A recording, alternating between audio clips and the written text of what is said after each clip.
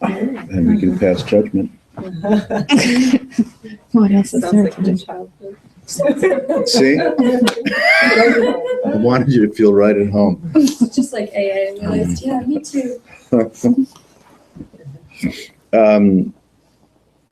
I can offer some opening remarks, or you can give me a little something to go on as to what you may have, read or heard that made this something you might like to participate in. Again, there's no tests or anything. I just like the word inquiry. Ah, That's it. That's usually what does it, yeah. You put it right in That was there. inquiry. random word. Uh-huh. Have you been exposed to what's called so-called inquiry in the non-dual Advaita worlds? Uh-huh. You've read everything that Eckhart Tolle's written? Not at all. That's good. It's good. That's good. No, he's a good guy. Yeah. Besides the word inquiry, which is of course more than sufficient. That's it. That's it. That was it. There's no other context. No, that Yeah. was it. All right. I would say looking for something to do on Thursday night. Yeah. Well, you found it. Karaoke. Pretty much doing nothing. Or inquiry. Yeah. When it comes to, let's say, call them spiritual pursuits or contemplative pursuits, do you have a background in that at all? Yeah, I practice meditation and something called focusing and Focusing, Eugene Gendling's work? yeah, Yeah. I've been studying for 5 years. I'm a teacher of it and Oh, nice. practitioner. That's wonderful. Yeah. Beautiful work. Focusing's good stuff. It's kind of pretty much right up this alley. Oh, perfect. Yeah. And your contemplative stuff's been casual or through some kind of Buddhist or Hindu thing? Casual. Yeah. I like the term. Yeah. Keep that. Real nice. Raised Catholic but didn't pay attention. Mm-hmm. Mm-hmm. So, tell us a little bit about the focusing work. As let's say as you mature in that discipline as a course of study or as a practitioner or a recipient, where does it go? Where would one hope to go or hope to discover? I think when I have a good focusing session, I have an experience of quietness inside, all the places inside that are making noise or have quieted down, and there's a sense of integration and Mhm. wholeness, and sometimes I can perceive the universe in my own body. So that's Uh-huh. been my biggest experience of Perceiving the universe in your My own body. body. Yeah. Right. Without weight loss, of course. Weight gain. Yeah. Yeah, weight gain. Yeah. Yeah. Okay, well, so that takes integration to a whole new level, right? Depends whether you're feeling yourself as the quantum universe or Yeah, which universe, you're feeling yourself as. That's Yeah, there were right. no questions asked. I was just aware of the universe. Mhm. Yeah. weight loss. Oh, So would you say that universe was the one that we see, pictures of through the Hubble telescope, or something a little different than what someone might illustrate or identify as the universe? Say perhaps that was what visually Hello? I was aware of, but it was more of a felt experience. Yeah. The universe is good, but it can almost be an arbitrary reference Yeah. to what it was that was actually, let's say, being felt. Yeah. Yeah. Yeah. It was a Right. felt sense. Yeah.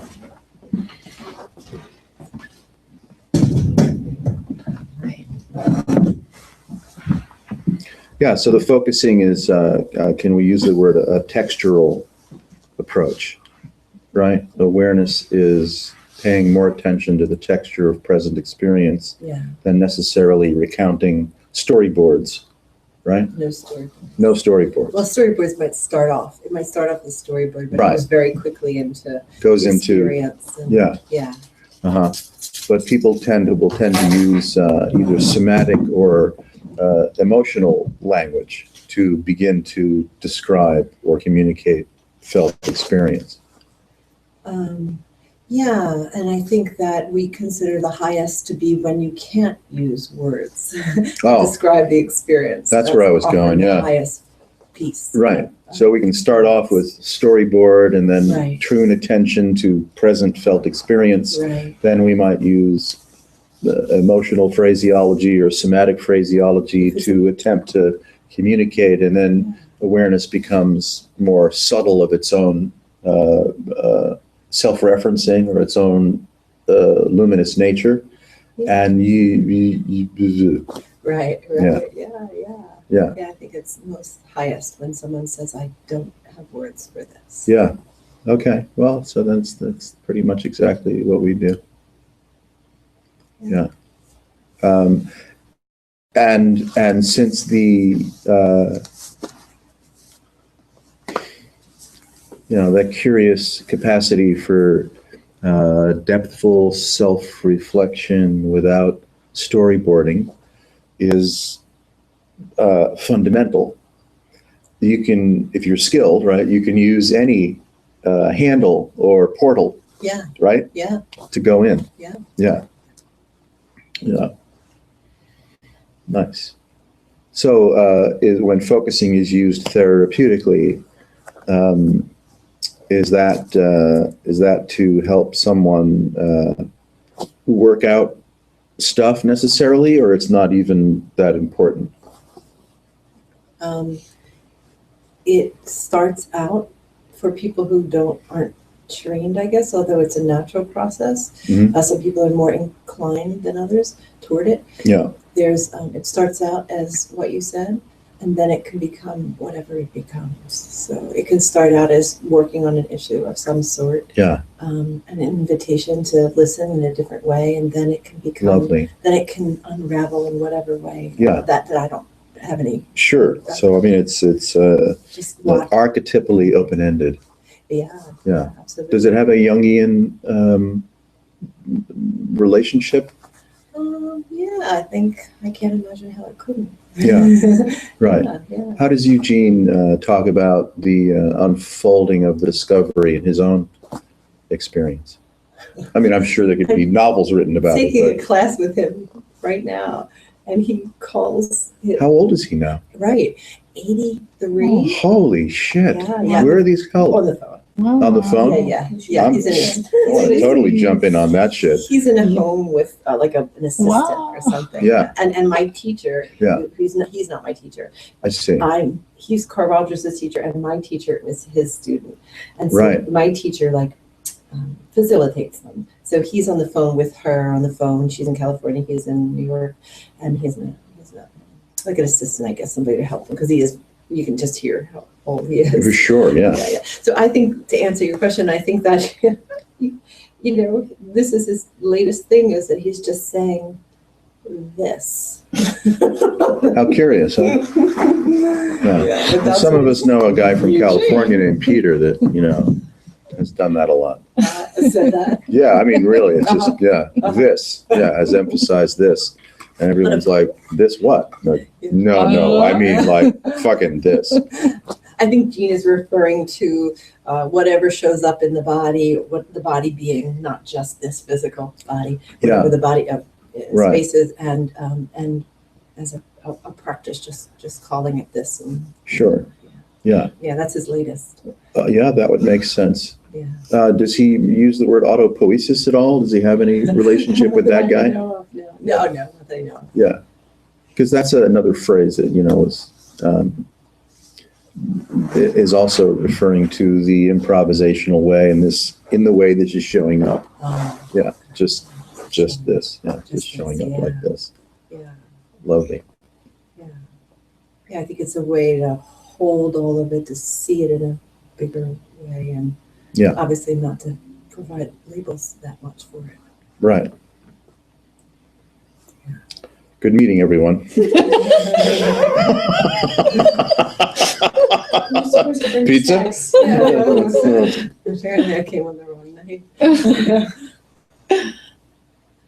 Yeah.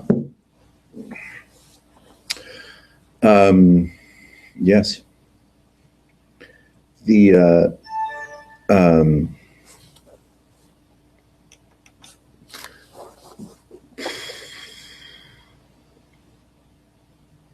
the nuanced capacity of what we might call a conformist mind to defer or deny the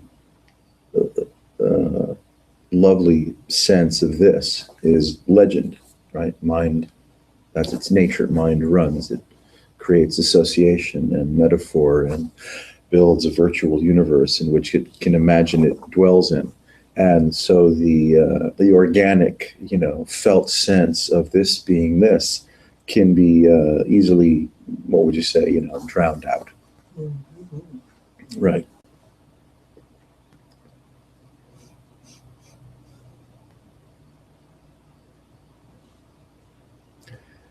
So we use gossip and humor sometimes, and anything we can get our hands on, you could say as, chutes and ladders to play around with the texture of present experience. Yeah. So rather than, a body of teaching or meditation or practice or anything leading anywhere, the emphasis is on exactly, where Eugene is pointing to. Present experience is never what we think it is, and anything that we might think it is going to be a contrivance out of conditioning or arbitrary factors that place us as, body, mind, creature in the center of an imaginary universe, either suffering the vicissitudes of everything that's not going my way or taking prideful delight in the shit that might be going my way. Yeah. And underneath that is this, as you so well articulate, a texture of listening or a texture of stillness that is no longer demanding metaphor and representation. So one sense of psychological time, implication, future thinking can just absolutely relax. And then we make fun of people. There's not much left to do. Ourselves. And ourselves.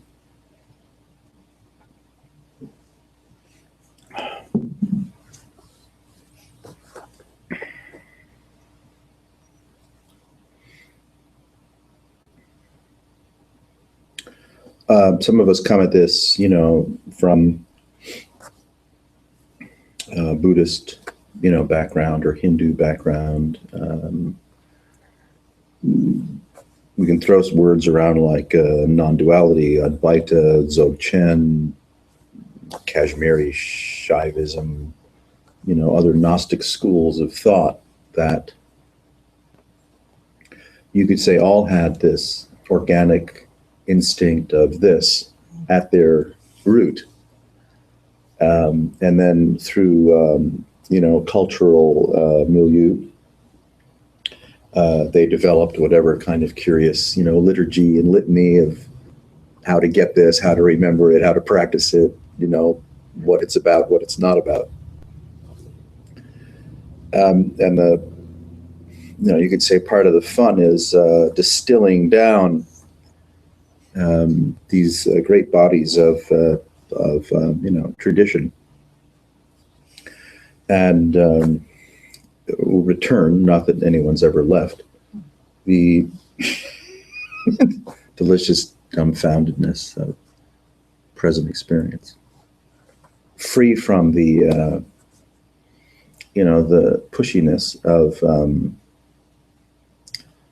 utility, or the appetite to derive something from experience or make experience about something. Yeah. To participate in the world of imagination as if something has actually happened to you, is happening to you now, and is surely going to happen to you in some imagined future. And it's fun just to see where awareness goes or how it exposes itself to itself when the the myth of creature in a realm operating in time, politically correctly or otherwise, just evaporates. We're gonna do that tonight. We Just did. we just did. Oh, we did. Yeah, you may have missed it. It only lasts about this. That's what I felt like. Really quick. Yeah. Or not.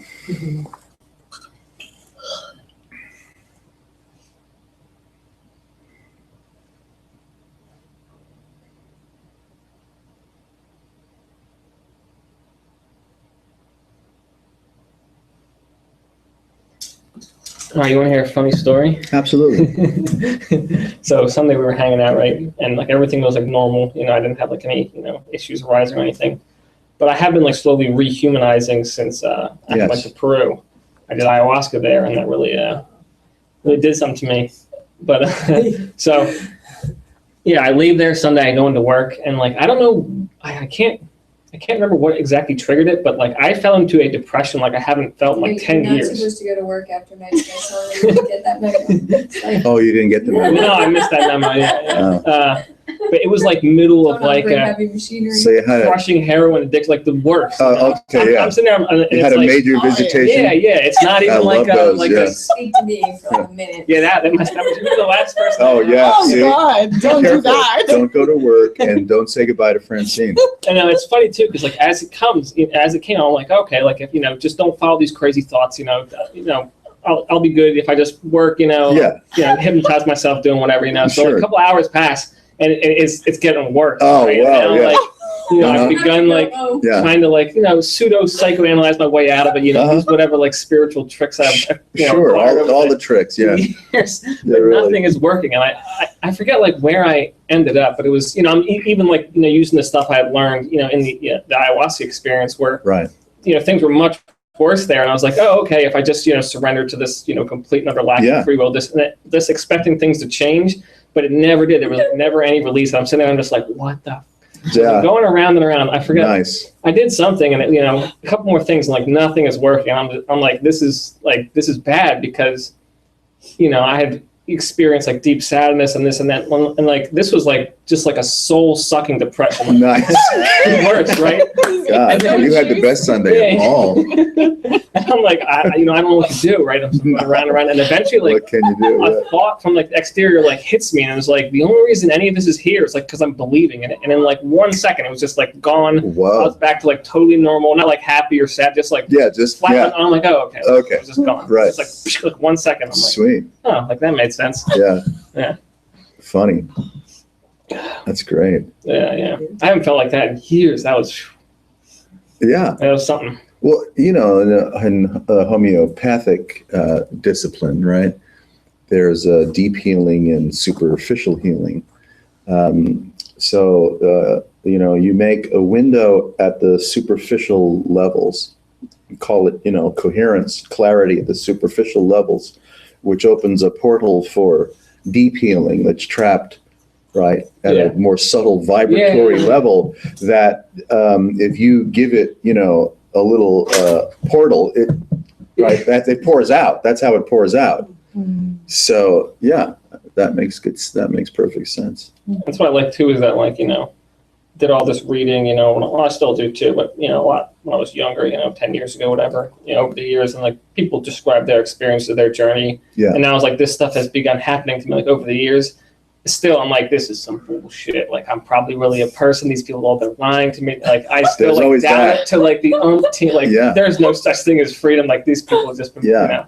just doesn't Nice. it doesn't ever go away. Or at least it hasn't. Right. The ever present doubt. Sure. Yeah, that's right. Yeah. Definitely suspect.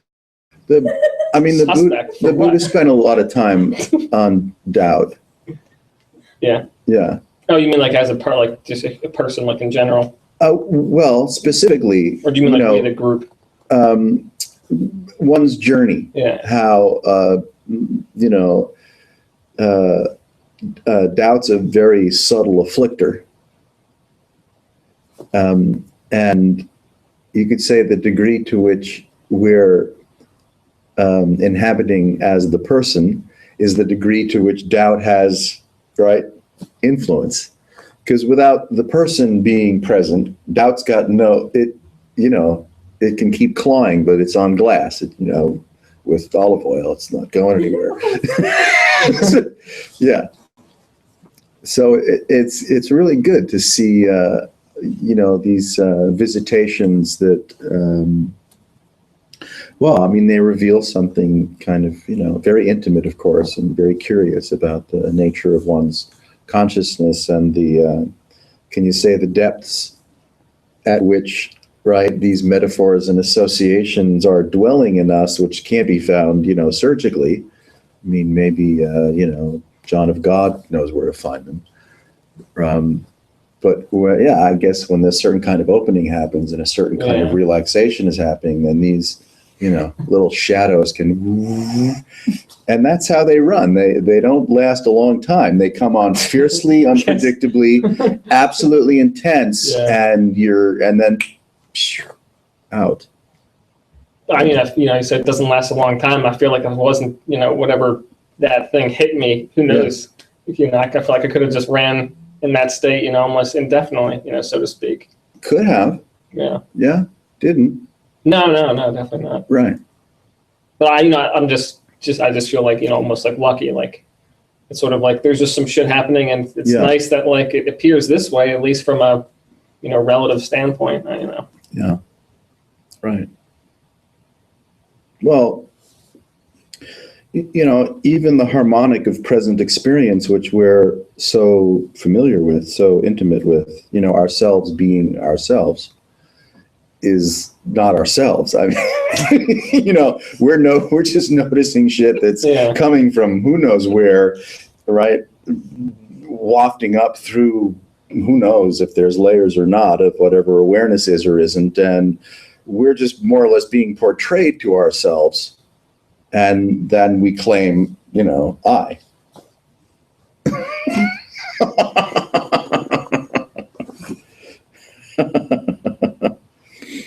Maybe it's there's that harmonic of familiarity that one knows one's experience and becomes accustomed to it. So it's easy to be hypnotized that, you think that this is you, right? That I have a part to play in how I'm seeing and feeling, and or interpreting things. Yeah. When really you could say we're the last ones. We're the last ones to know.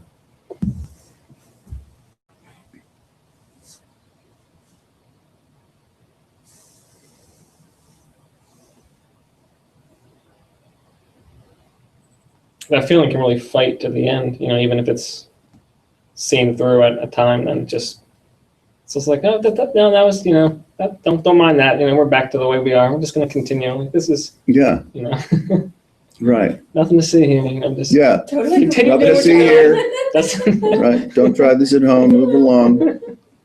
But then I do too. It does seem like the volume has been turned up. Mm-hmm. It's sort of like. Yeah. That's interesting. Yeah.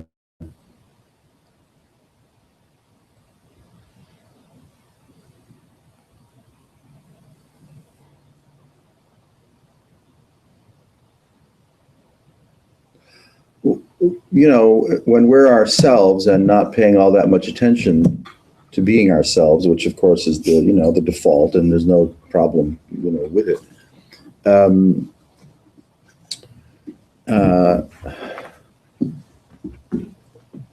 What can you say? It's not a very demanding ping pong game. But if we get invited into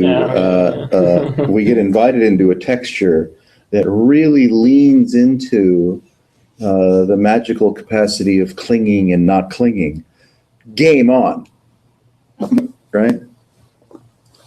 Yeah. But it makes sense that as a certain kind of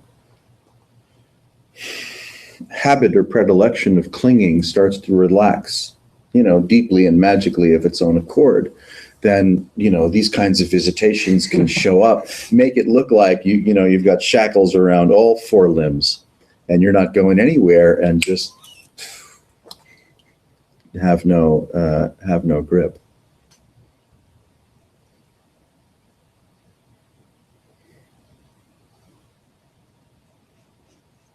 You really do, or could end up at least feeling powerless or having that experience. Like, it doesn't really matter to what height you've gone. Like, you could just be all taken away like instantly. Yeah.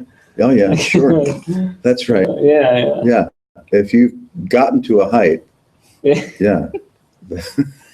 That's right. It can be erased. Your altitude can be erased faster than you can imagine. It's just crazy too, because everyone just seems so confident, like, oh, if I just do this, and it's like, yeah, that's right. I just don't know where they get it from. I've never known. Yeah. I could. Yeah. How are you so wonderful? I just. Yeah. You're just so fucked up. So fucked up and so naturally, depressed and self-sabotaging that if I've had 5 minutes of confidence in my life, that's a lot. Yeah, I feel like I could just have a stroke like at any time and just like hit the right point in the brain and go on and start like murdering people. Like, who knows? Like, yeah. That's right. Like, that's right. You might be capable of great things. Now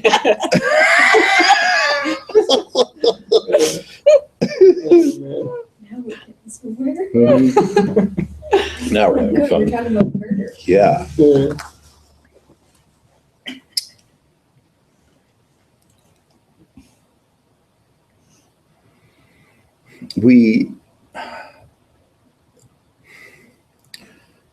We're proud of awareness. We're proud of attention. We're proud of discernment. We're proud of our capacity to, let's say, explore the textures of life, therapeutically. I'm not saying there's anything wrong with that pride, but we're enthralled. We're excited by, possibilities of expressing my magical powers, in the world. How do I express my magical powers in the world, through sensation and decision making and choice and lofty places, spiritually or otherwise, or, or arousing, some people to talk to shit about, or going out to a meal that may or may not be great, or right? I mean, we're just enthralled with all there is to do, subtly and otherwise. A certain kind of, pride and interest occurs. And then these, very deep's an odd word, but sober moments, sober textures show up in consciousness, and all of that pride, all of the inertia of that playful pride is just wiped clean. There's nothing left. You might call it, discovering the universe in your body or something like that. Yeah. Just wiped clean. And what is that? When you're wiped that clean, and there's just no pride left in you, there can't be any pride left in you. What is that? Is that awareness? Is that what? It's just the absolute. You want to find a Sanskrit word, Nirvikalpa Samadhi. Oh, that's it.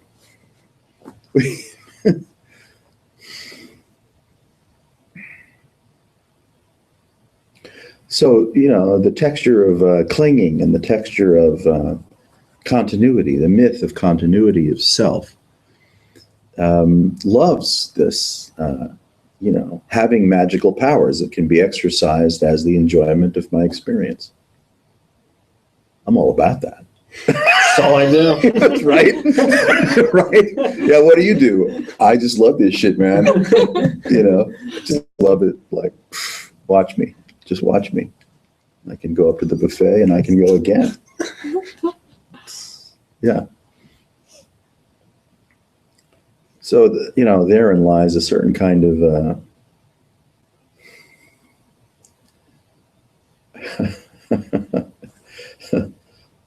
you know, apparent barrier to entry.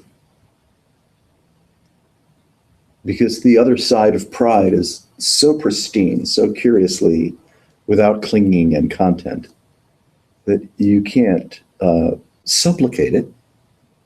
Because if you're supplicating, you're still back in the realm of, you know, a prideful, delightful, if not innocent, anticipation of, you know, cool shit to feel.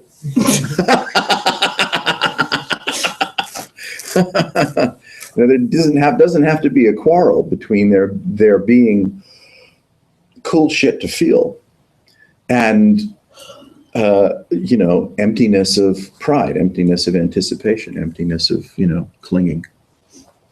There doesn't have to be a quarrel. Yeah, could they be both right along with? Oh, absolutely. Yeah. Yeah. One doesn't turn off for the benefit of the other, or one doesn't turn off at the expense of the other. Uh-huh.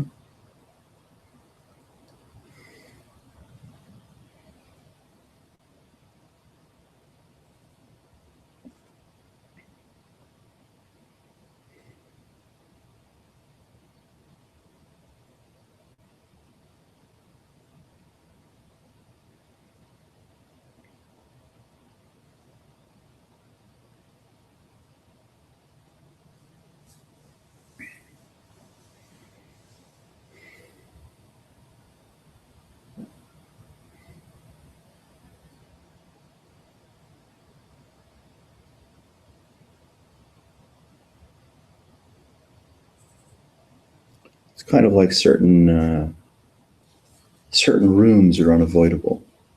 You know, even if someone could have, let's say, relieved you of, you know, a gnarly depression that knew no limits when you were 16 or whatever, you know, your karma might have said, you know, no.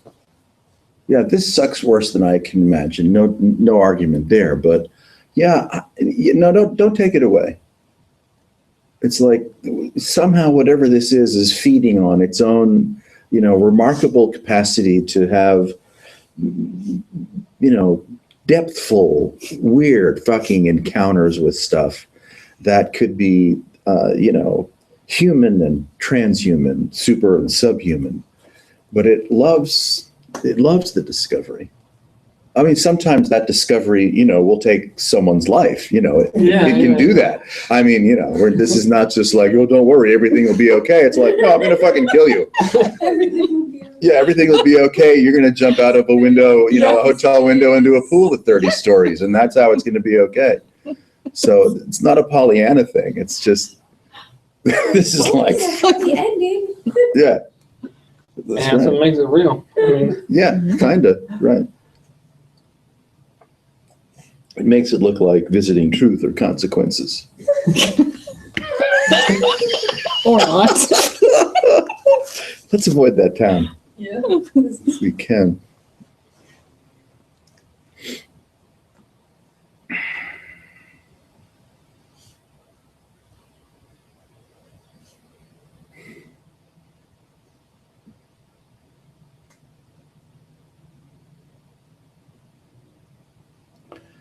You know, you could also say it's as much an investigation into what is the nature of nourishment, the nature of consciousness, what's, you know, to use the phrase, feeding one's soul.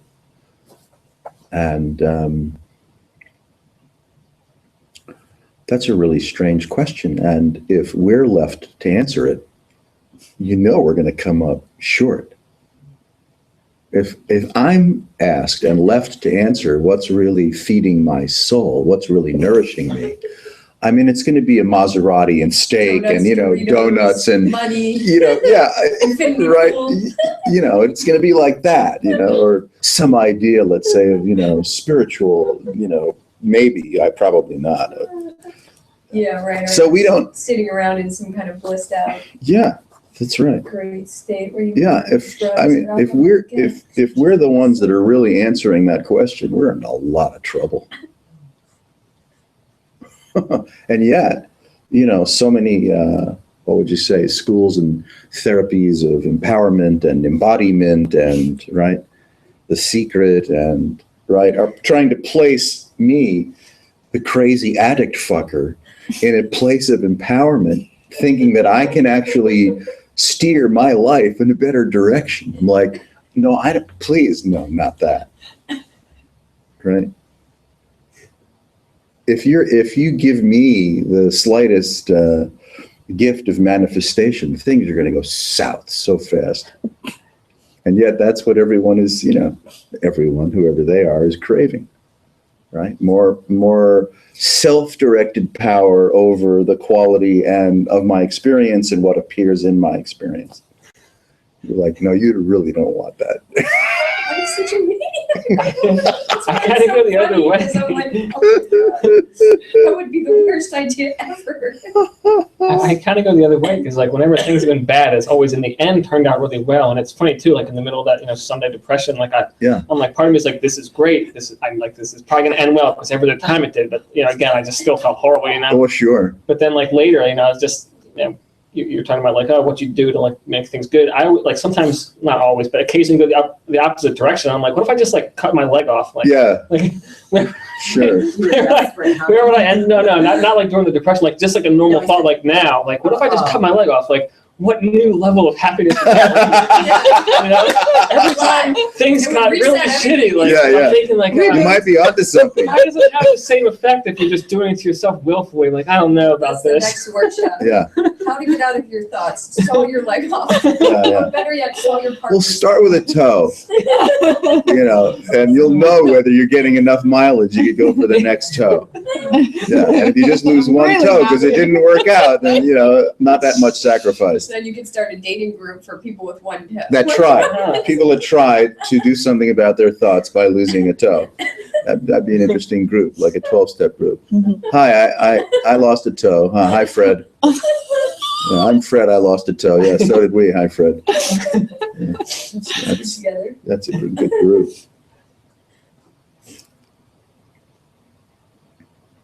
I mean, there is that lady who blinded herself, who thought that she like was a blind person and like, was like living a false life and like had to blind herself. Yeah. That's not the direction I was going. I just wanted something That's shitty right. to happen because Yeah. maybe it would turn out better. Maybe it would turn out better.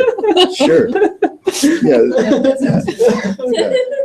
That's why your friends are always a little nervous when you're around. I mean, we're fucking crazy, but that guy's dark. He scares us. You have to bring yourself low so there's nowhere to go but up. Is that what you're saying? Well, yes, not particularly trying to like hit rock bottom, but just like all like the worst things in my life have turned out like really well for me. Like in the end, like okay, like in the middle of the ayahuasca experience, like I went to hell and was there for eternity. And it was the worst possible fear ever. Like it wasn't like, other people like go and visit there as a human. It was like I was dead and cast off there like forever with no sense of time. Like it was. Yeah. But then like leaving that, I realized like, oh, this was like a complete release from the idea of a person with free will doing things, and this was like the best, happiest, most liberating experience ever. And then like going back farther, like I was a heroin addict for a while, and that like turned out really well.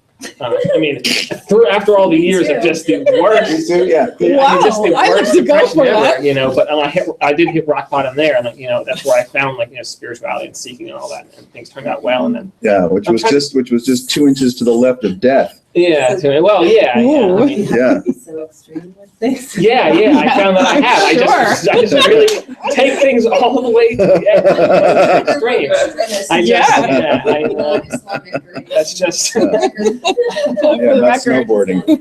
Yeah. No. Trust me, I feel that way all the time. I'm like, what is wrong with me? Like, why do I do these things? But at the same time too, is that like I had friends who did drugs and they Sounds like you developed a faith about it though somehow. Well, yeah, because I saw all the people that didn't like they would end up like doing drugs for like years and years, like decades, But I was just like, oh, let's just completely ruin my life, just burn it up in like 3 years, and then I'll stop or die, I guess, would be the other option. But Yeah. I just run things all the way to the end, and then Why pussyfoot around? Yeah. Just don't take. I've done a lot of things. and I had really bad headaches like for the first, to like like age like 6 to like age 26, and that brought me like on quest to find, physical healing. And then I did like a bunch of things, ended up doing the landmark forum, and then, doing the ayahuasca ceremony, or the ceremonies, running, well, not running, but looking for a solution to that. So like that, terrible pain for like 20 years, brought me a lot of, physical and mental and emotional healing as well. So like, I feel like, again, all the worst things in my life have just turned out pretty well. So, I have a strange outlook, I guess.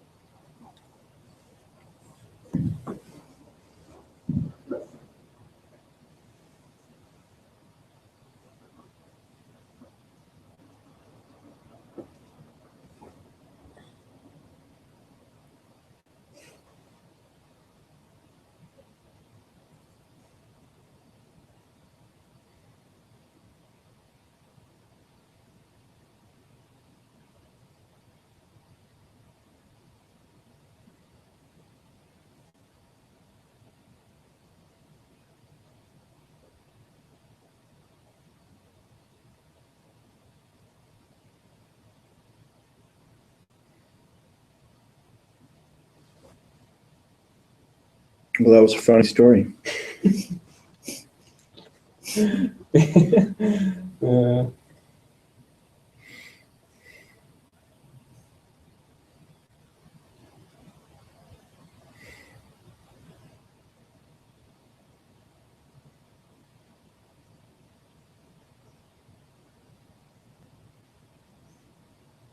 is really weird to like contrast the experiences, because like, now and before then and everything, like I just, feel so alive, so full of life, and just like in 1 second, just is like, could just be like gone, like instantly. Like it's not even like something specifically had happened, or anything. It's just like bloop, like you can just go from Here. regular, life to just like the worst instantly. Yeah, right. Or the best, if there were one. Yeah. As long as you've got the worst, you may as well.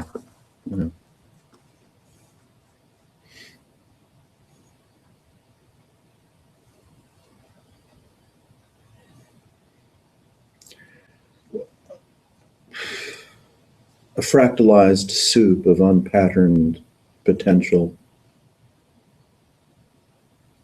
is, at your feet, at your fingertips, at the tip of your nose. And it's capable of, let's say, congealing into pattern, recognizable, assertable, associatable, with no delay, with no movement of will in it. And that capacity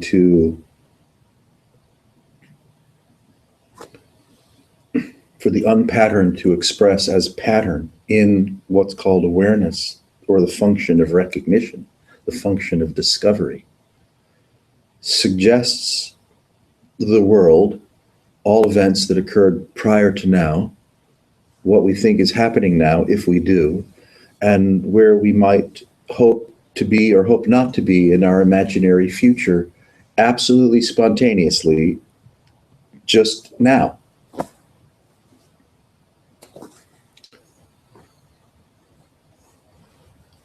And since we, let's say, rarely catch the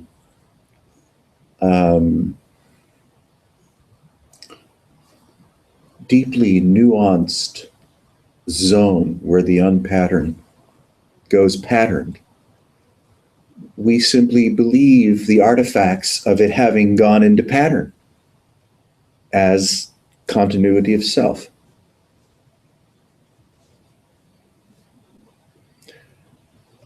With with no amount of suspicion.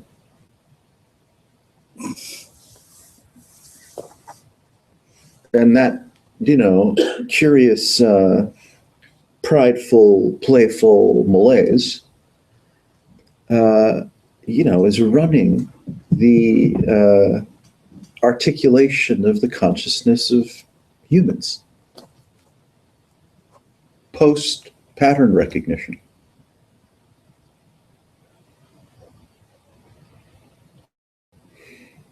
We don't know how to make sense of a curiously observable physics, metaphysics of the unpatterned becoming patterned with no delay, with no will.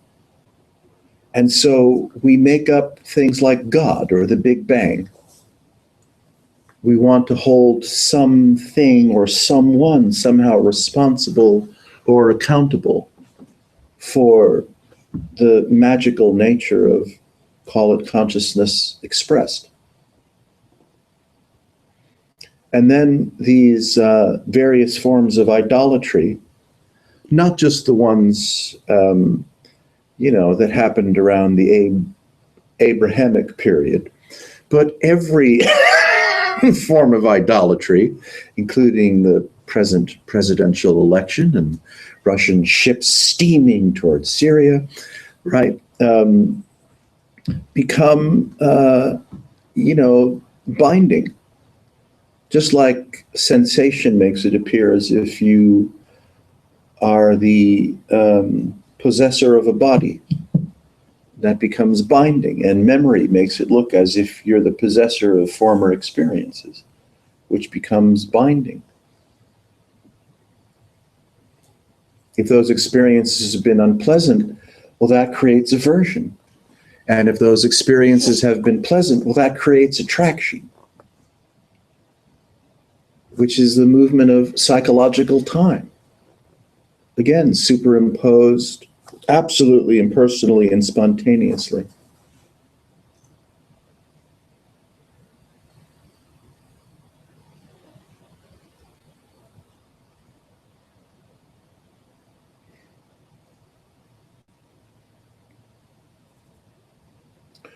So then the default identity is an identity that associates with expressed artifacts, which is the patterned.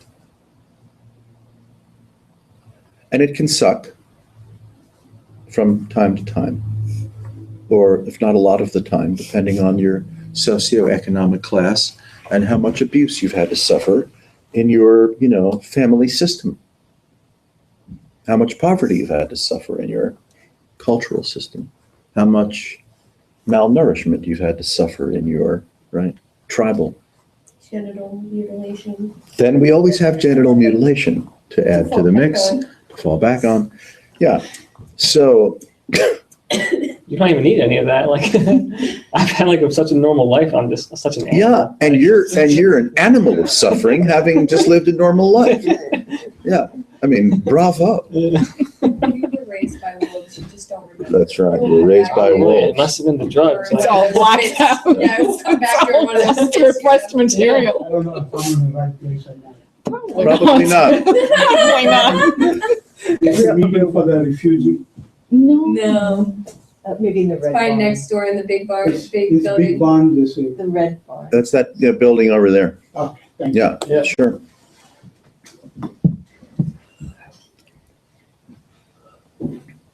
Is that a new guru, refugee? Me? wow.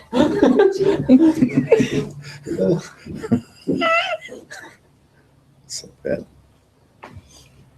So we're up against a very, let's say, curious and potent, meta-expressive matrix, which is not made of anything at all.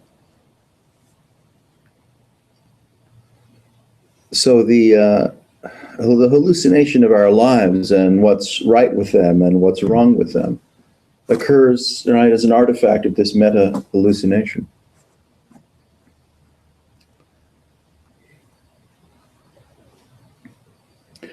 And still, you could look at the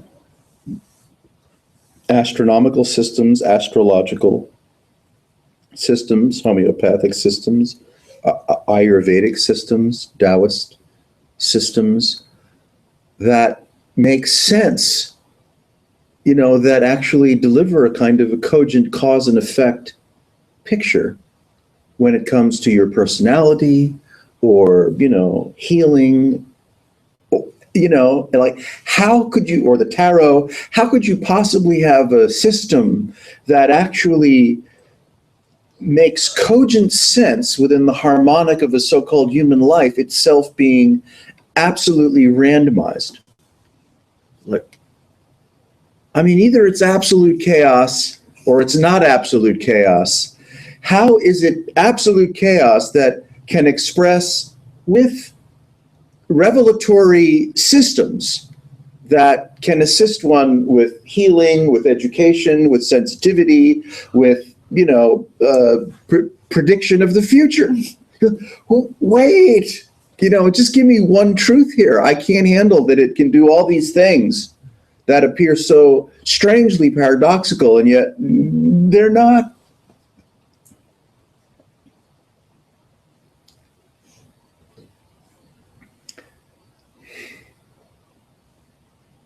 Why is the electromagnetic spectrum run from, here to here? Why does manifest so-called consciousness to what we call, this human being, which is a sine wave of various sensitivity plenums? I mean, your eye is capable of seeing this much, so-called visible light. Your hearing can go from this wavelength to that wavelength, but not below and not above, right? The sense of touch is miraculously sensitive. I mean, really beyond imagination. There's really no way that the physicality that can be measured within the hand should be capable of the degree of differentiation and sensitivity that it's actually capable of. It doesn't really make sense. Similarly with olfactory powers, I mean, dogs outsmell us like, we can't even conceive of it, and yet we have an appreciation of their, prowess when it comes to olfactory sensitivity. So, why on third planet from ordinary star, somewhere out in band X of a solar system, look like this? What, carbon? The periodic table? What vibratory signatures are there underneath what's seen as the building blocks of biology and the building blocks of chemistry and physicality? What are those? You're just saying we're not what we think we are? Is that what you're saying? Yeah, sure. But that's not enough. Yeah, just to say that we're not what we think we are, that lands a certain way. But to tease it out. You got to ramble for 5 minutes. Well, it teases it out. It opens up your attentivity. It opens your imagination to a different gate. See, that's what we're really toying with, right? Is opening a different texture or a different gate that informs perception. So it can't be conclusory. Like you're reminding? Yes, it's a form of reminding. Yeah. Like taking you on a little imaginary ride, inside, like energetically, and for me, visually, you're like the whole thing is a experiential. Yes. I don't know. Yeah, it's a journeying process. The reminding is a journeying process. It's not conclusory. It's open. It's improvisational. But that doesn't mean you're not what you think you are is any less true. Just if I say you're not what you think you are, fuck you. Right?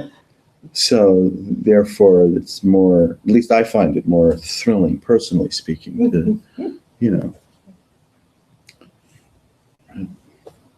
get a little lift off. to open the portal of one's imagination is very important because, you know, we may typically use our imagination in, well, you know, habitual ways. And part of the so-called healing and journeying of this is to open the spigot on the gates or potential of imagination, the potential of expressive creation and expressive expression, so that you're breathing a different way, not just finding a conclusion that is suitable to who or what you took yourself to be.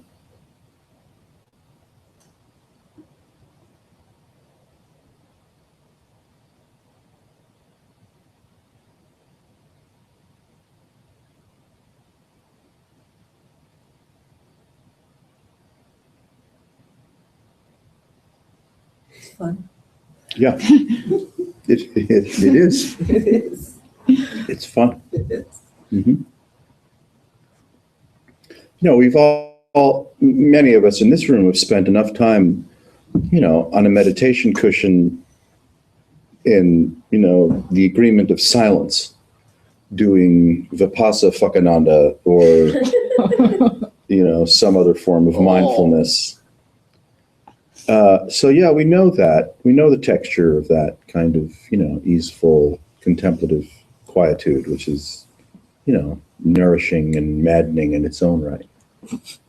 And this is a more salon style. A conversational approach to realization, direct encounter with realization, whatever that might be.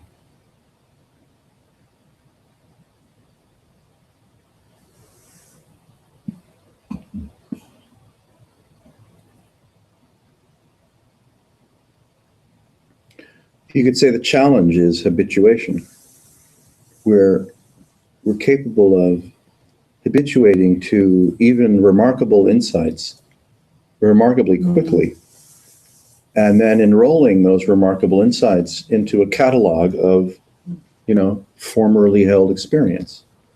And so we fall asleep then. Because it's still just in the same container. Yes, that's right. Because we're capable of finding remarkable insights and including them in our container. Kind of like someone that works at a marijuana dispensary is called a budologist or something. You know, they are. You know, if you go see a bartender or, you know, or a sommelier, right? You're a mixologist, right? You're seeing someone that's skilled in the art of spirits, right? Bud tenders, they're called. Yeah, no, trichome Trichome experts. experts and Trichome and, yeah, whatever the whole thing. smell and indica, sativa, blah, blah, blah. Yeah, bud tender. Yeah. So, you know, and so they've got this, these beautiful, you know, buds in a jar, right? And you know the bud it's a seed of remarkable, let's say, you know, perception and euphoria and strange textures, but it's, you know, it's locked in a jar, right? So we're the same way. We get locked in a jar. And I mean, you know, the culture, the news, the media, our friends and family, our employer, our clients, our whomever, everyone is very happy out of, you could say by default, political correctness to lock themselves and everybody else, you know, in a jar, which gives us a very narrow bandwidth, more or less, with which to relate. You put your little name tag on it and then you take it around with you. Yeah. Every once in a while you put new stuff in, take stuff out. Yeah. The part of the challenge is you take that remarkable quietude and sensitivity that is the hallmark of a cogent, nourishing, noticing, right, focusing session, right, out into the big space. Mm-hmm. Yeah, right. I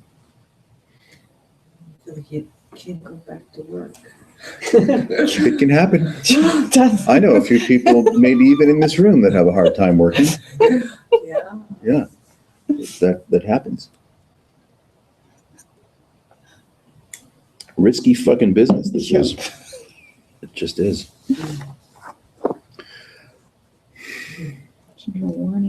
Well, it's also kind of a question of, loyalty. Not that that's necessarily voluntary, but we're loyal to our responsibilities and obligations as a, participating member of the social fabric. So my wardrobe is put together, and my coif is put together, and my toilet is put together, and my ability to get to and from my job and pay my taxes and enjoy myself and go bowling when it's time is all well put together.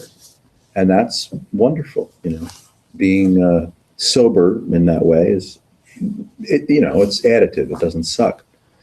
But this is the Wild West. This is the wild frontier. Consciousness is not necessarily going to be, pleased or displeased with how it's wearing you. And if it has something else in mind, there's nothing you can do about it. Yeah. It's going to wear you as it pleases, not as you wish. So your loyalty then is forced, to shift.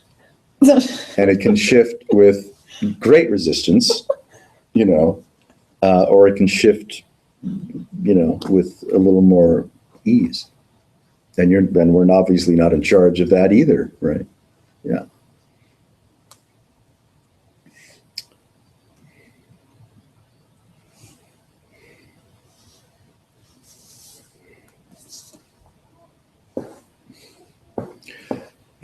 As this consciousness does what it does and opens the way that it opens through the focusing discipline and many others, of course, it's not loyal to what we would call the conventional social fabric, right? It's wild. It's crazy. It's untamable. Why do you call it wild and crazy? I wonder why I do that. I don't know. Well, in contrast, Just mean in relationship to the way that we live. yes, So, yeah, You right. scare me. It's like it's the wild That's good. It has that. Yes, that Lisa's not ability. wearing the scary shirt. I'm like, Far be it from me to scare you. But yeah, no, it's wild and crazy. It will take you down. Oh, yeah. Be afraid. Be very afraid. Be Why do you afraid. say that? Absolutely. I don't know. How long have you been on Earth? I mean, you've observed the same shit I have. I'm not following. All right. I hear you. I mean, I get it. Yeah. Well, Isn't it just wild and crazy and whatever if you're not able to go with it? Like you with your with that whatever had hold of you, and that you had difficulty just joining with it, whatever that was bringing you down. You mean Sunday, the depression on Sunday? Yes. Well, yeah, I would say wild and crazy. I'm like fully aware now that like there's nothing stopping that from happening again and then not stopping. Like there's like, Absolutely. I was hit with that belief or unbelief that just took it away, and where did that come from? And like it just came upon me, like where did that come from? Like it could just do whatever it wants at any time. Like that seems pretty wild to me. How, he's in.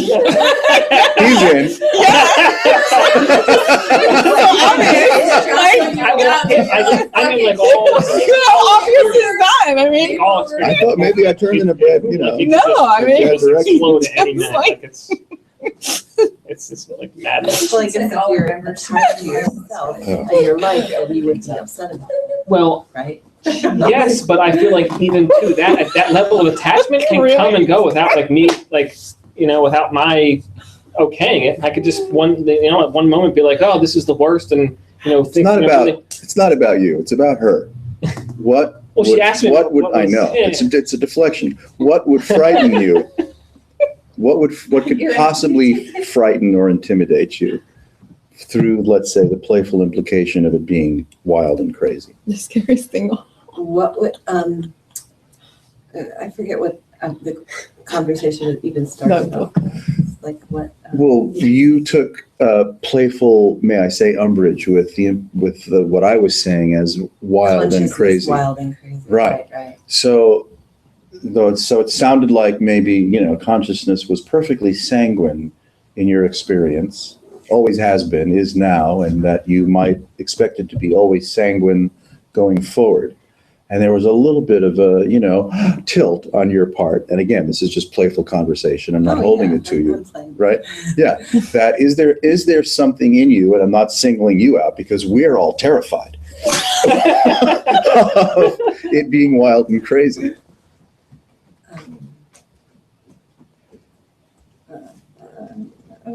I don't. Yeah, let's say consciousness were wild and crazy. And also capable of being perfectly sanguine with no, perturbance in the field. I don't know. The only thing I can imagine is like it's a being of some sort. It's the only way I can imagine what you're talking about. Yeah, right. Yeah. There's a certain kind of anthropomorphization. Yeah. Right. Right. I don't know how else to imagine it. That's a good way. Yeah.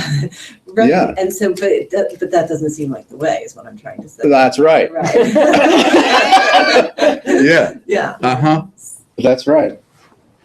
Yeah. So if since that is the only way I can imagine it, and it's wild and crazy, I'm Yeah. not particularly interested in that. Good luck. But I don't. Yeah. But I don't believe that that's the way it is either. Right. That it's. Yeah. Yeah. Right. Right. Yeah. How confident are you in that belief? That it's not an entity like that. Like Yeah. I'm imagining it. Yeah. How confident am I? And even entity is, it might not be entity in the way that we might, right, associate. In other words, a willful, predeterministic choosing, wildness that acts like we do, or like a supernatural, right, elemental might act. Mhm. That's a certain quality of anthropomorphization. Uh-huh. So could it be also wild and crazy without it having to be, anthropomorphized as something other than you? Could it just be so unpredictable, right? So strangely, I don't think unpredictable that's not wild and crazy. Unpredictable doesn't. Yeah. doesn't necessarily mean that. No. Yeah. Uh-uh. Yeah. I mean, I think it's creative then. Yes. I think that's right. Yeah, I think wild and crazy is, in one way, maybe an exaggeration just for fun of creative. Creative. Yeah. Yeah, Yeah. yeah, That I can swallow. yeah. That you can go there. We always have a safe word and a safe house at the Night Sky Sangha, Regalsville. Mhm. That is pretty scary. It's pretty scary. Is this safe house of Regalsville? Yeah, it's right near the post office. Scariest thing of all. Well, the spontaneous, creative, impersonal way in which consciousness is doing what it does, expressing the way it's expressing, being felt in the way that we feel life being lived is, that's, could we say, well beyond our capacity for agreement or disagreement or cooperation. Mm-hmm. And so that's why I'm saying wild and crazy. Meaning unpredictable, like you said. Yeah, Uh-huh. yeah, unpredictable and unmanageable. Yeah, unpredictable and unmanageable. Out of one's control. Yes, Absolutely. Yeah, out of one's control. I know, but you're all like looking like you're scared or something because of that. Yeah, no, we're thrilled by it. You're the one that's scared. You're all scared by it. You were trying to say it was scary. Then you were trying to get me to say it was scary. Oh, okay. No, I That's wouldn't what want I to. thought Yeah, you were saying. That it was scary because didn't you say that? You thought it was like, oh, no, that's. Well, yeah, I mean, yeah, sure. And at least That's inside what of me, you were there's a level. That's what you were Yeah, saying. it's kind of like Mr. Bell. Misunderstand? No, I didn't pick Yeah. that from anybody else. Maybe I put that out there because I'm just, at the place where it's like you could just. Yeah, I mean, it's, Oh, okay. yeah, sure. I mean, I guess that's a perfectly natural response to just be yeah. scared by it. But then too, even it's something also, that happened I thought you were 7 all minutes ago is agreeing. impossible to Yeah. decipher. Yeah. I think that like thought or idea brings like great joy and laughter. Well, aren't we just trying to ignore that fact? Which fact? that this consciousness is creative and unpredictable and out of our control. Yes. I think we could say that in what we would call a conformist or familiar consciousness, we manage not to be sensitive. Don't want to talk about it. Yeah. Yeah, when when everyone gets into the elevator, I mean, they more or less turn forward and press their floor.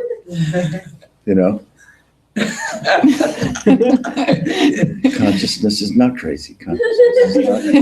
There you go. Totally Creative, not creative. And a little box going up. Yeah. Yeah, that's right. Well, you could say it's just Like crazy, mean out of our control. crazy in a fun way. Mm-hmm. But I mean, genocides and global warming and species extinction is creative. By us, No, we're not. It's not by our hand. we're not creating them. No, No. no.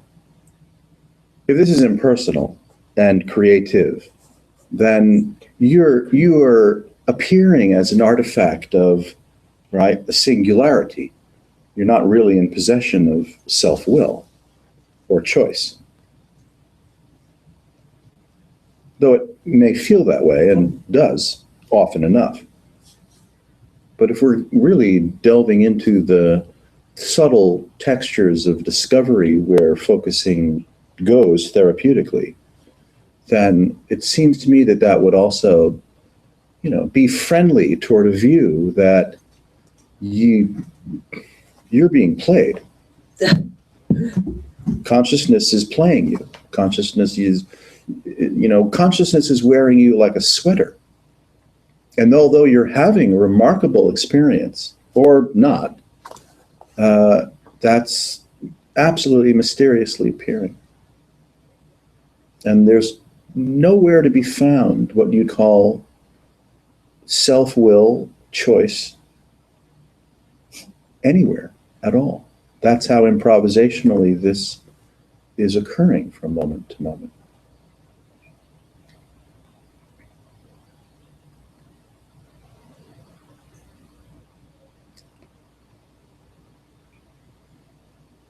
Maybe, maybe not.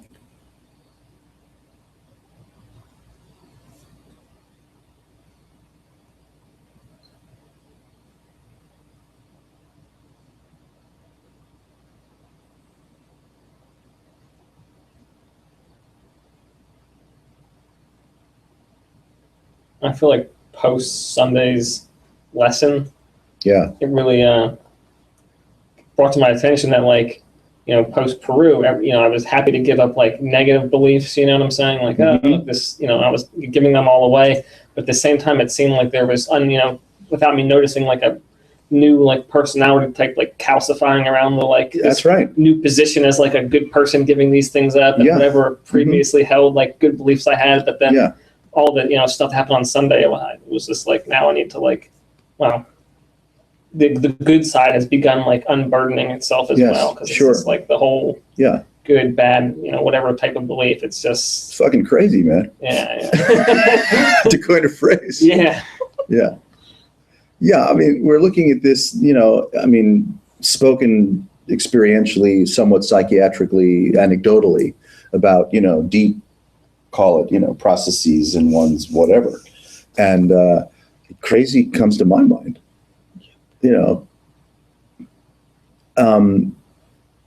part for fun, because, I have a devotional bent.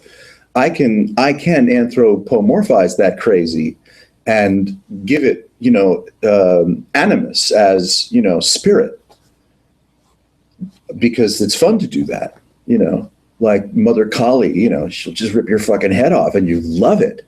So there's something very friendly, at least in my experience, about anthropomorphizing and animating these curious forces that show up as the wackadoo in the so-called life, and calling it the Divine Mother for just the lust of it.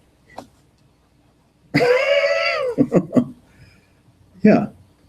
Though I don't take it so seriously that I start drawing images of the Divine Mother on the walls with, permanent markers and then burn the couch. I know people that are capable of that, but so it's all playful, but it can be wildly playful. It can be thrillingly, if not threateningly, playful, because God is a homicidal maniac, serial homicidal maniac. Everyone goes down. Yeah. So you're not necessarily coming out of this alive. You don't get out of this alive. So it has a kind of a thrilling quality about it, which can feel like otherness. And that rocks. Otherness? Yes. What do you mean by that? It can feel like otherness. Yeah. Yeah. Well, when the universe was occurring inside you, you could say, well, there was no otherness then. No otherness. Uh-huh. Right? But if it appears as if you're occurring as a creature in the volume called the universe, there's a fuckload of otherness. Gotcha. Right? Hi.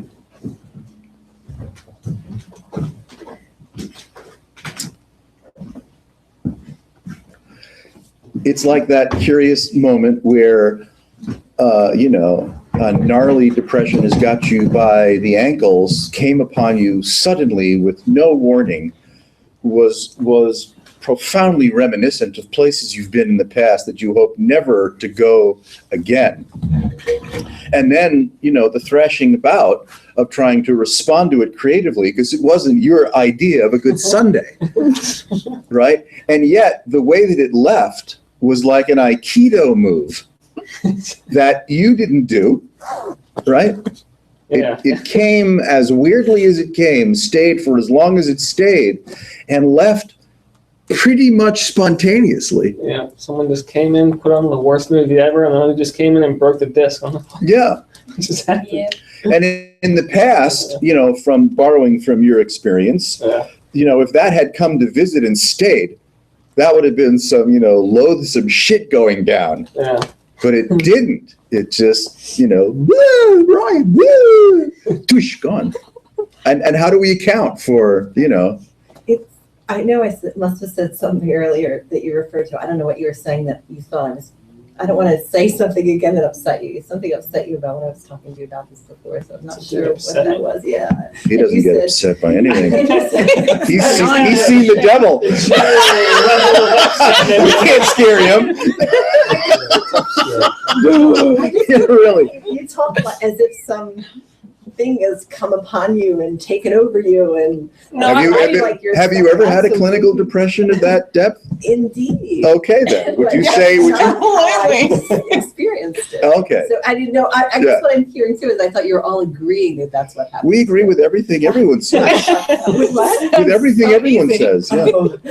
Yeah, it's a field of absolute agreement. It's so easy. It's very confusing. Yeah. It sure It is. starts there, and then it gets worse.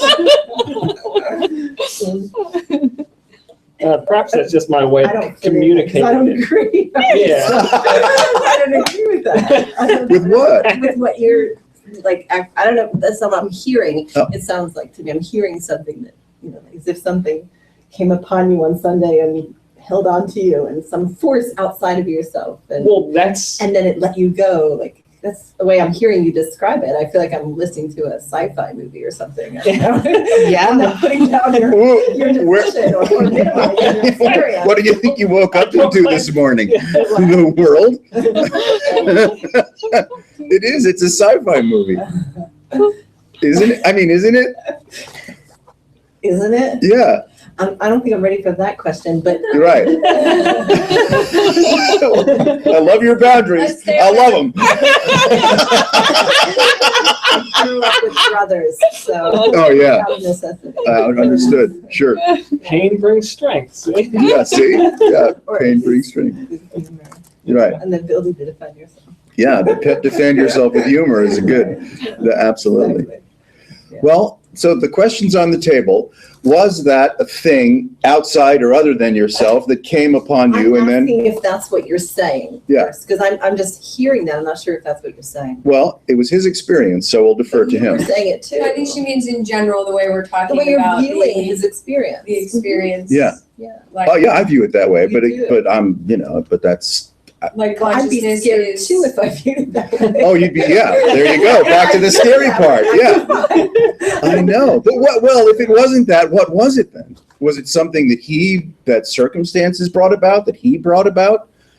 Again, I'm not necessarily anthropomorphizing it as entity, Well, that's what I was asking. but he had nothing to do with it, not the visitation, not the response to try to get out from under its influence, and not the spontaneous lifting of it. But I think you're saying you're seeing it more as like an entity, like that came over. No, I'm not seeing it that way. I feel like you guys are, you're saying that you see it that way. That's what I'm asking. I'm just asking for clarification if that's the way you're describing it and seeing it. Okay, And I understood you just clarified. Yeah. That you are. how would you see it? Right. Yeah. Yeah, I'm thinking about that. I don't like the way you're seeing it, so I'm thinking about the Okay. way I want to see it. And I respect that. Because I don't like the way you're seeing it. I don't like the way you're seeing it either because, Yeah. so how would I see it? I'll get back to me. Go, all right, Yeah. I hear you. But not that way. No, That I'm clear about. yeah. For now you are, yeah. Yeah. Well, this is interesting. I mean, what is a good horror movie, made from? What frightens us? If it's not just injury to body, it's powerlessness, surprise, right? Unfriendly, entities that are other than ourselves that can do us, some kind of harm that we can't defend ourselves against.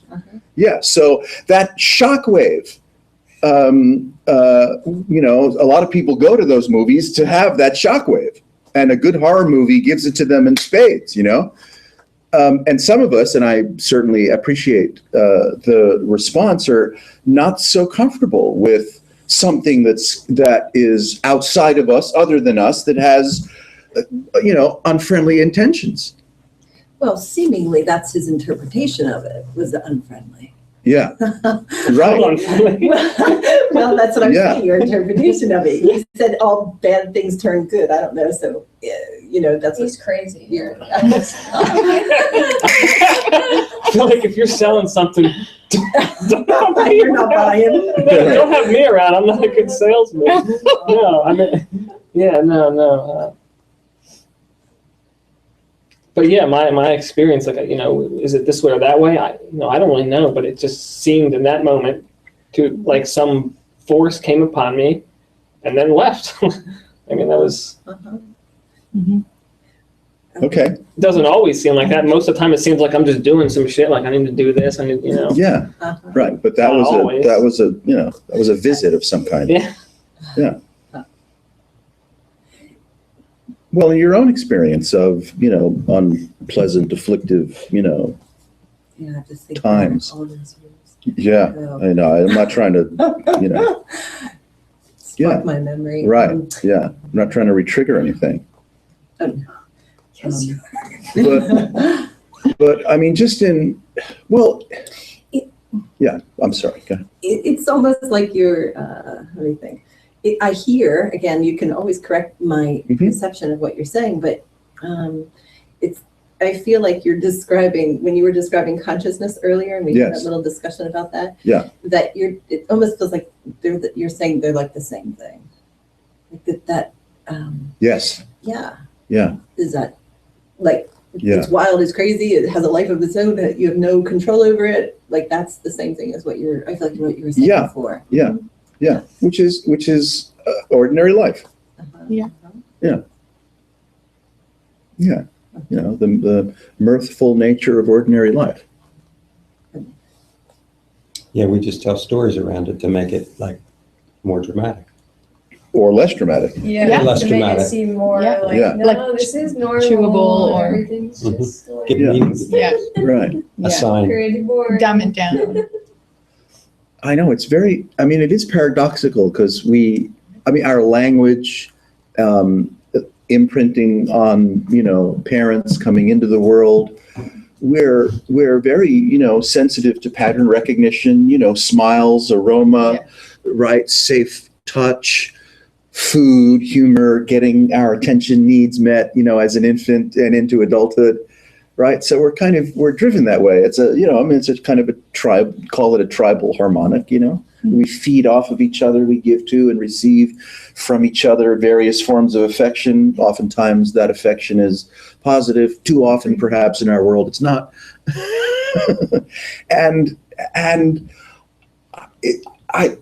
It's just, right. It's an ongoing, explosion of encounter, of engagement. On all these levels, psychiatric and behavioral and emotional and somatic and spiritual, and things that, please us, things that don't. Wild is a sense of it being untamable, right? Untamable. Mm-hmm. So just along for the ride? Is I said, so just along for the ride? who? We? Uh-huh. We are along for the ride? Yeah, I'm asking, that's what you're saying, just along for the ride. Well, in one Untamable. in one respect, yes. If we're creatures born of our parents' seeds into a pre-existing universe called Earth, where we breathe the invisible gas and take chlorophyll, from the plants, so the mitochondria can Krebs up and give us, little shock waves that keep us so-called alive. Then you could say we're along for the ride. That would be the creature view. You're born, right? You're a biologic entity. You're unique. Along for the ride. That's one way to play it. Another is, whatever this is, you are. No other. And it can express in all the curious ways it does. It can create boundary fields that look like you're an individual creature. So then if it's wild, I wouldn't need to be afraid of it if it's not. In that case, absolutely. Gotcha. Yeah. Yeah. Or creative, I like Yes. Yeah. Wildly creative. Why? Right. I mean, the typical human suffers from perhaps too far, too great a deal of conscious and unconscious and semi-conscious fear and bracing. And Except for him. No. Conscious, right? he's free. No. He's the real deal. About- Posers, real deal. You want to hear something really weird? About 3 minutes ago, right? You two were talking, and I'm trying to think about how to describe my experience. And the weirdest sensation I've ever felt sort of building up in me, and it literally felt like my entire idea of a person was being pulled out of my body and being killed. And I felt like the most. Do I look pale right now? No. I felt like the color's starting to come back to my face. But it feels like I was being pulled out, and something was beginning to Yeah. You didn't make a sound of it. Oh yeah, I'm very introverted. I'm just don't Yeah. don't move. Nobody knows how fucked up you are. You tell everybody all the time. What do you mean nobody knows? Well, at the time. Since you got here, you guys know me so much. Yeah. No, that's Yeah. actually. He presents one way and then tries to tell you something else about himself. I'm gonna give you a shout. Curious guy. So familiar. Yeah. How do you do that? St. Francis, like. Yeah, normally I. Well, that's it. There's, you could say there's a ferocious, I'm animating again, a ferocious, insatiable tractor beam that wants to kill you. I literally felt I was kill having your a heart idea of attack, self. Like, I don't know, like just Yeah. it was Yeah. not like a bad. It was, oh man, and I just was like, no, remain calm, everything's good. Just pull myself back together. And I was just like, we're good. Yeah. We're kind of good Isn't that now. what you You did know. in ayahuasca with the whole time? And there was just. Tried to put you kept You trying to- There was no way to repair yourself. In the ayahuasca, it was just I've made the worst mistake of my life. I'm in hell forever. Like quit eating. And it was like try to escape, but like every action was like part of that prison. So I was just like turn left, turn right, like even think about was just like no, I was out of options. Like to even consider escape from that prison From was the same description as the depression you were talking about. You're Yeah, describing the same thing. sort of, yeah. Well, I mean, that's what like the ultimate realization I had regarding the ayahuasca experience is like weeks later after finishing it, I realized that like, oh, I'm still now in there. It's just colored different, and I experience time, and it's not like watching the whole universe implode. It's just like, no, it's still there, you know. And now it's just coming in other forms like depressions and heart attacks and me like dying. Yeah. That was so scary right there. That was so, oh man. Nice. I didn't even Well done. No, I was like, don't move. Don't let anyone know that you're having a No, meltdown yeah. right Right. now. Yeah. I'm having a spontaneous psychic meltdown. Yeah, because part of me is like, it's like I'm you're not just even gonna going raise my crazy, you know, or I don't, or maybe Yeah. this is like really something's happening, or you don't want to have some sort of like I don't know Kundalini event in front of everybody, or Right. I'm just like just remain calm. Melt. It's all good. Yeah. We'll just roll you up in the rug and throw you back in the car. It's all right. It's easy. We've You done have it to before. sacrifice one person a year. Yeah. Yeah. We don't have at least one Sure. stroke or something. It's not a good group. Have you had one this year? No. We did actually. Did we? No, we didn't. It was a heart attack. Sorry. Oh, yeah. Close.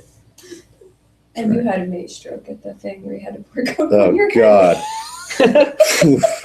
can of coke over your Yeah, that's right. Someone else's Coke. Wasn't even mine. head. That's how bad that was.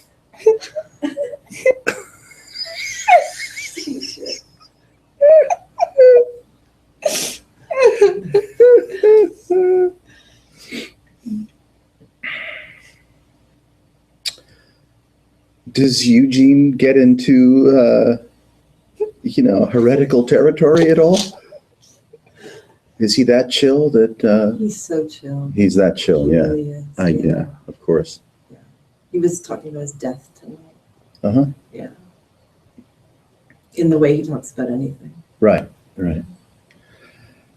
Well, yeah, I mean, he's a relaxed guy. He is. That focusing thing it's relaxed. Well, we're all forged in a different kiln, right?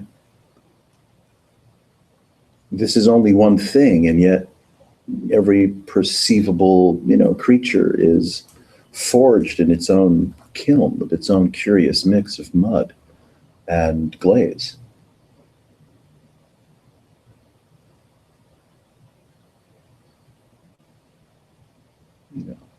When you go to India and run into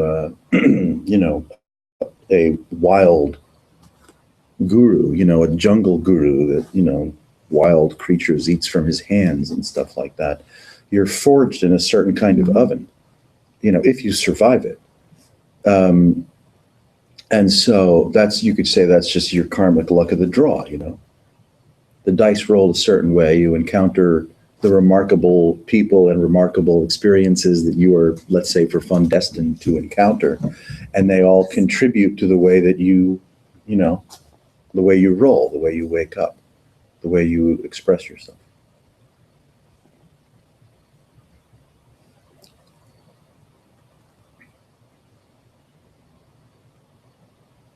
I have a little hyena in me, I think. Funny.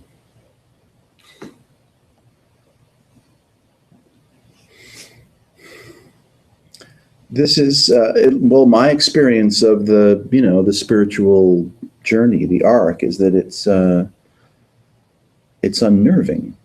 It's cathartic. It sneaks up on you. It makes it look like you're in hell when you're really being, polished for a remarkable insight. And so there's a certain kind of thrillingness. Are you being facetious? Facetious? No, not at all. Okay. No. Because you were making fun of insights earlier, so I'm just not Yeah. sure.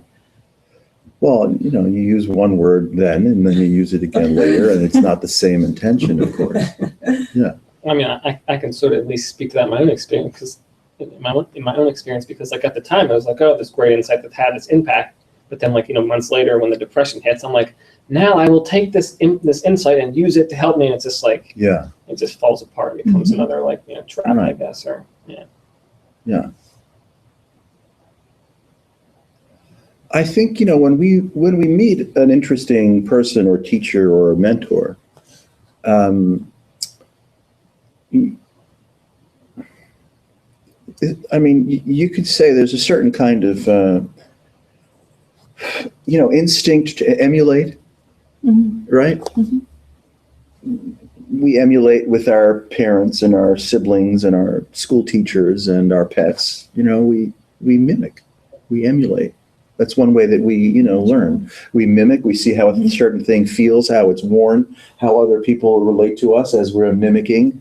And then we learn a certain kind of set of behaviors which make it look like we're functioning according to, survivability instinct.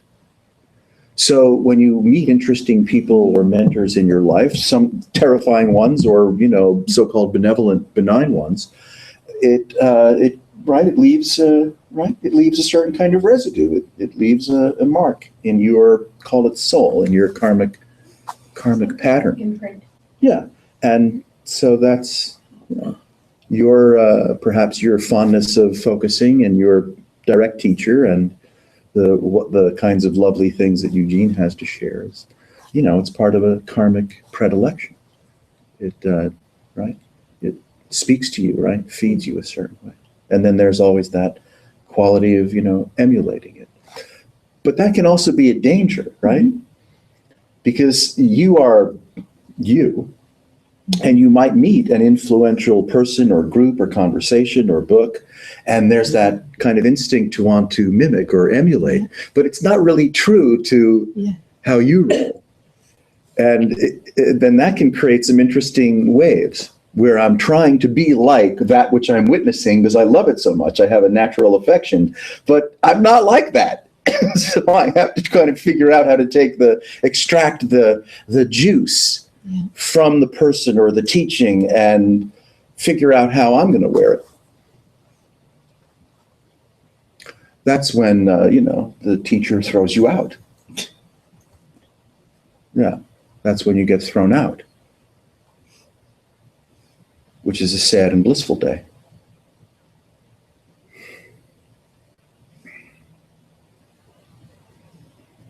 Happens to everybody.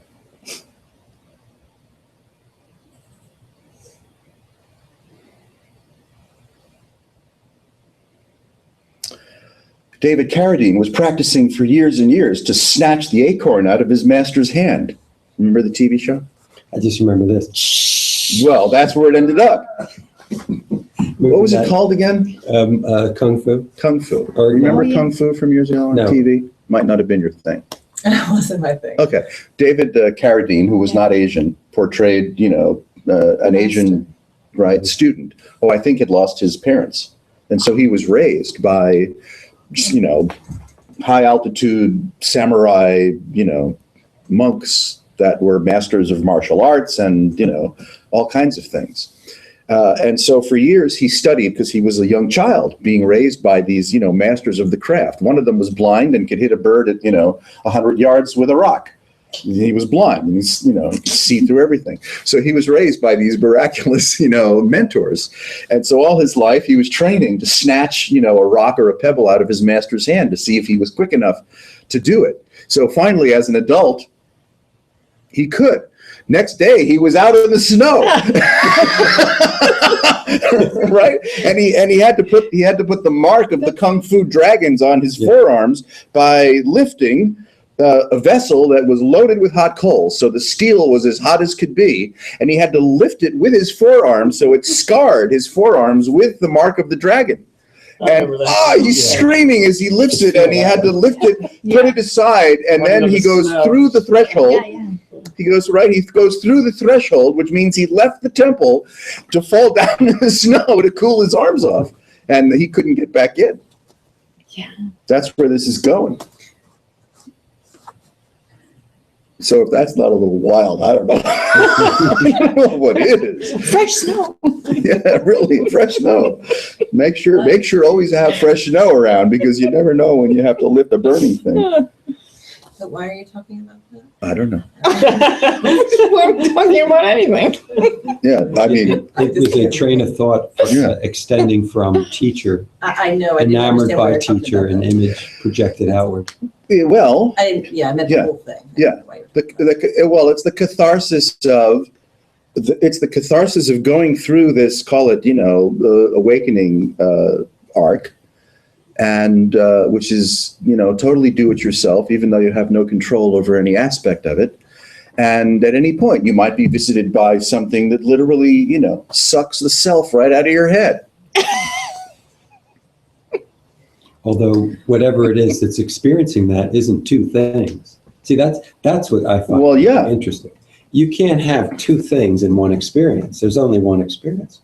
It might have a gazillion facets. Or something, Yes, sure. I mean, that's the philosophy, No, I mean, it's like, in fact, I like the conversations I've heard here because I'm reminded of that. Yeah. When I start thinking about the thinker is wondering about how to fix this and adjust that and where should I go, it can kind of get a little, Yeah, distracting or heavy.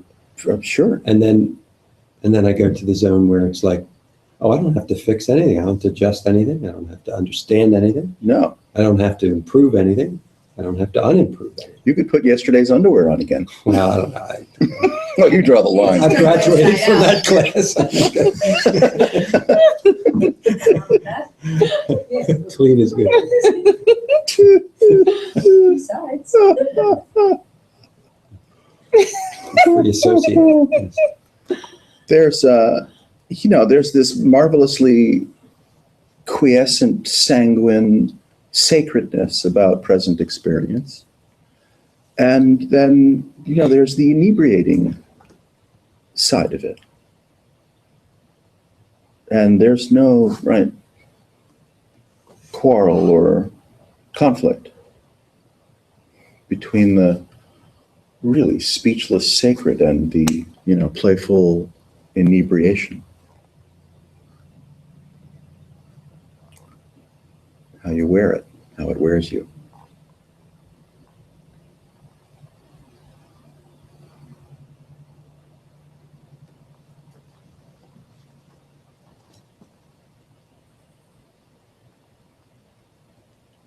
You gotta go soon. You got house duty. What kind of chores do you have at this hour? It's called Lisa Schenk. Oh, talk about chores. No, actually, it's been a good service. Marvelous. Yeah. Well, thanks for stopping in, and Okay. send her our warm regards. When can we take her out for lunch? What's that? When can we go out to lunch with Probably her? the next inquiry this Sunday, maybe. Oh, yeah, okay. Mhm. Super. Thank you. Okay. All right.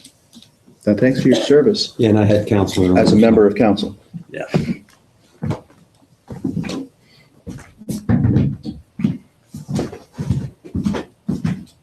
See you later, Elgin. Isn't there a crocodile comeback that rhymes with crocodile? Yeah. Is In a while, crocodile? in a Crocodile. while. Crocodile. All right, good. I'll never forget that again. How's it going so far? What? Coming to this. I'm introverted too. It takes me a while to process things. Yeah. Yeah. Yeah, well, take all the time you need. You're welcome never to see us again, and that's understood. We experience that often. Yeah, this is it's a very informal, voluntary / involuntary way of hanging out. And it looks, no one could have predicted who would come this evening or what would be spoken of. So it's improvisational in its nature. It's a salon style of just chilling the fuck out. Interesting idea about chilling out. Yeah. Yeah. Now, I have everyone's got their animal, right? I have like badger animal. Yeah. So, It's your spirit animal. it's not pleasant, really. It's not. But if you got it, you got it. Yeah. One of the things the badger energy does is it will find, just instinctually, Smell it. it'll just smell whatever's going on that's Oh, like yeah. a little bit putrid, and then antagonize that. Yep. I'm just built that way. I mean, I can't tell you how many groups I've been thrown out of, and for good reason. I believe you. Yeah.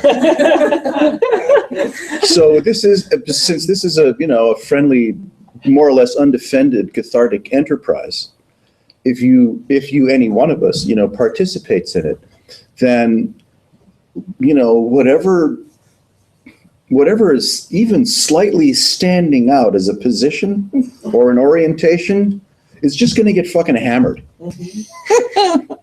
Again, in a kind of a loving, curious, involuntary way. Don't hold on to anything. No, that's it. It's really like, it really hurts not to cling. I hate it. Yeah, that's it. It hurts not to cling, or it hurts to cling, and it hurts to be taught not to cling. And that's what this is, and has always been. Whether it was the Buddha under the tree, or Christ in the circle, or any of them, it's always been about that, a cathartic movement through anything that's withheld, any position taken, right? Any remaining pridefulness of, call it will or doership. And this is just going to crawl right into wherever that is and lean on it. And that's what makes this really fun, and also, maddening and intimate in a very strange way, without really getting into anyone's personal shit. Nothing is processed in the way that, let's say, a therapeutic agreement might process. This is like everyone's allowed to be absolutely private, tight-lipped, as they want to be, but the energy of this will just find wherever I'm holding on to a thing that I think makes me safe or portrays me in a certain way to myself or the universe or other people, and this shit's gonna fucking hammer that. And that's, I don't know, and I absolutely appreciate from firsthand experience that it's not necessarily pleasant. It's thrilling, but it's not necessarily pleasant. So people will come and go according to their, you could say, their karma or capacity to participate in a circle that does that. That's pretty